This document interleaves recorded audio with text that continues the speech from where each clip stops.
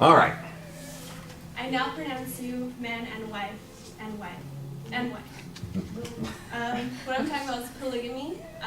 If you guys don't know what polygamy is, it's practice when a man or a woman have more than one spouse.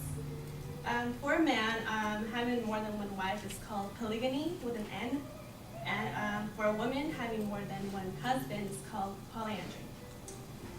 For me, I wouldn't choose this lifestyle. It's kind of gross. I don't know.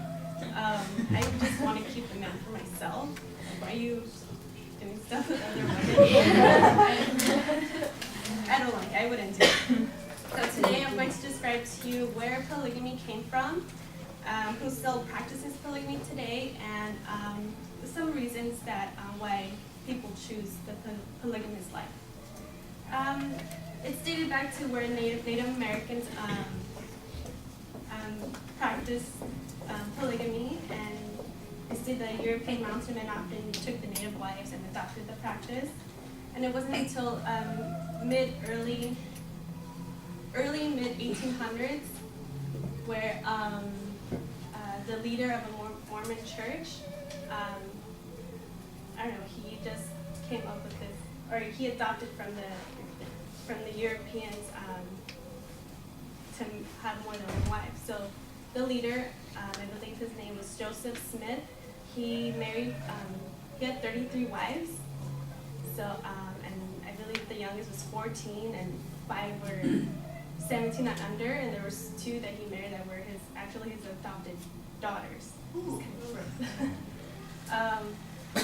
And if you multiply how many kids he had with each person, that's more than 150 children.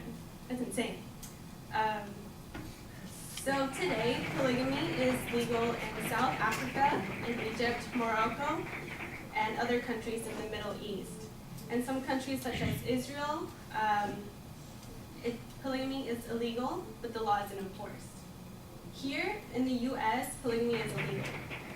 And here the way they fine you or make it illegal is it's called bigamy, and that's when you're married to one person, but if you're like divorcing them or you don't talk to them anymore and you marry another person, that's called bigamy, when you're still married to the first person. There's an estimated 3 billion people who practice polygamy, and an estimated 100,000 people in the U.S. who are monogamous and still practice polygamy secretly and illegally. I don't know if you guys heard of the shows on TLC, Sister Wives.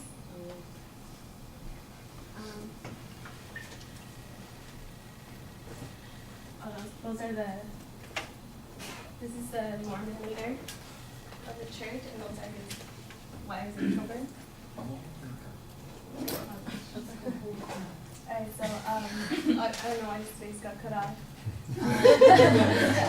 So he's legally married to his first wife, I believe it's her, and the others were joined by a commitment ceremony.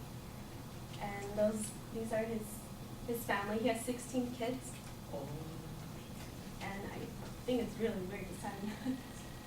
Is that him on the far right? I'm sorry? Is that him on the far right? Yes. And this show just shows how this family just lives life as a polygamous lifestyle. The kids were often bullied of how of his dad's lifestyle and how it's wrong. And Cody, that's the guy. He was being investigated because polygamy is illegal, and he was investigated for bigamy, which is you get fined, imprisonment, or even both. So, and that was in Utah. So now they've moved into Nevada, and their investigation is not that big anymore. There's another show, it's more recent. It's called My 5 Wives, and I forgot his name. I don't really watch this show as much as I do the Sister Wives, and he has 24 kids. And family.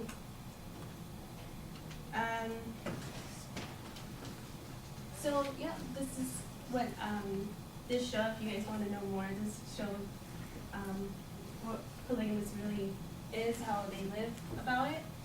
And people usually choose polygamy, one, for the women, because they feel like they're more secure of their men knowing where they are, besides of them like knowing are they cheating on me, or like what are they doing. They have a more secure, they feel more confident, I guess.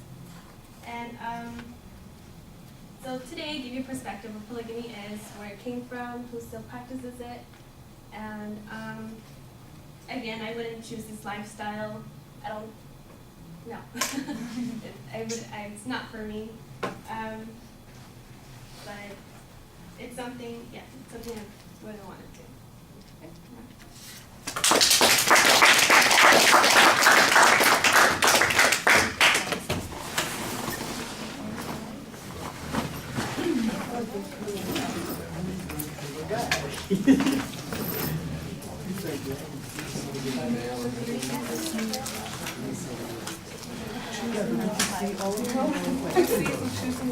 Yeah, this is No, it works.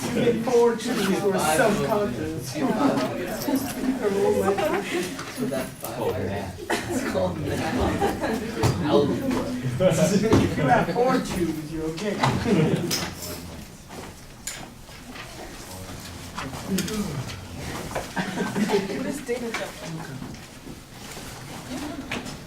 All right, Melissa, I like the attention device at the beginning. I think the transition to the topic could be a little bit smoother. Your personal perspective is okay. That gives us a way to kind of relate to the subject. You got an excellent preview about what the structure is going to be. I do think on the content that you need to have a little bit more information. It ends up being about just the particular families, for instance, and a little bit of detail about that rather than the broader sociological context or legal issues or historical information, and so that feels like it's a little bit less substantive as a consequence. It's a little more superficial as a result.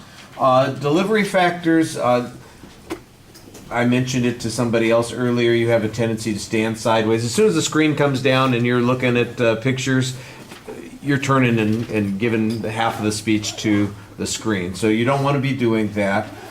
You've got a few indicators while you're speaking, gesturing, but those indicators are limited because you have the notes in your hand. You really want to not have any notes if at all possible. If you have to have an outline, make it as small as it can be, but you've got a script. I mean, you've got 2 pages of stuff that is there, and you have to look at it a lot, which also limits your eye contact to some degree. Your facial expressions, especially like in the early part of the speech, I thought you did a good job when you were doing that introduction, and it was clear how distasteful it was to you. I thought that you did a nice job kind of relating to us that way. But later on, because you're looking at the screen and looking at the notes, you seem a little bit detached from the content that you're presenting. You need to project your voice a little bit more to have more control of what's going on. It sometimes sounds like you're a little hesitant, so practice would probably help a little bit on this. It really feels like it needed to be rehearsed a couple more times so that you feel comfortable, you know where you're going, and it would flow together a bit more smoothly. Just kind of listen to how you finish off the speech. Your voice drops out. You sound like I'm just giving up. I'm done. Well, whatever. That's it. You know, that sort of. And that's not the way you want to finish. You want to give us a good impression that you've left us with something that was interesting, important, and that you know what you're talking about. So you should have a more forceful way of communicating that at the end. All right. Thank you. All right.